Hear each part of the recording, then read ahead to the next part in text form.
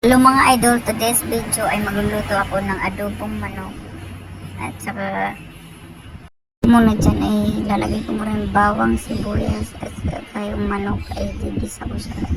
Halo-haloin ko muna at tatakpan ko mga idol. Papakuluan ko muna siya bago ko ilagay yung toyo at suka at yung mga sangkap na iba pa. Yan mga idol ay mabilis lang maluto kasi yung adobong manok, kaya ito muna yung lulutuin ko ngayong araw. Ulam namin. Katapos ko dyan haluin mga idol ay aking tatakpan muna at maghihintay ako ng mga ilang minuto at pagkatapos nyan kumulo, lalagyan ko na ng sangkap dyan mga idol. Haluin ko muna siya bago ko ilagay yung mga sangkap kasi kumukulo na siya at ilalagay ko na yung toyo at suka dyan mga idol at yung pampalasang magic sarap. Pagkatapos ulit niyan tatakpan ko muna mga idol. Pagkatapos ko ilagay yung suka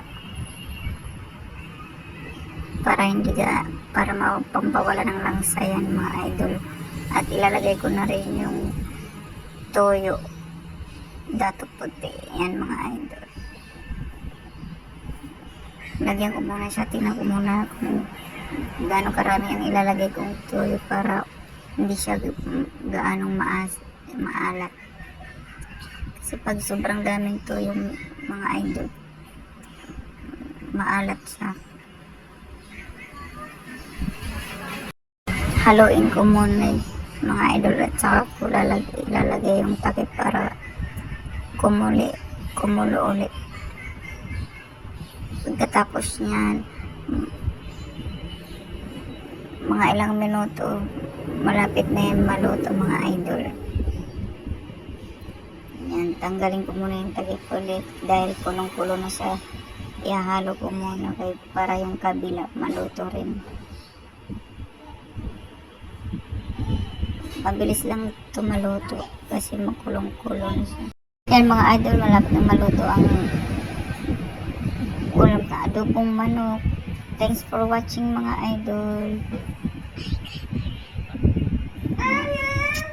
Mga idol, luto na yung niluto kong adobong manok. Thanks for watching. Bye-bye. Nilagyan ko po ito ng kunting asukal para medyo matamis na malasa mga idol. Ganyan kasi ako nagluluto ng ito. Thanks for watching mga idol.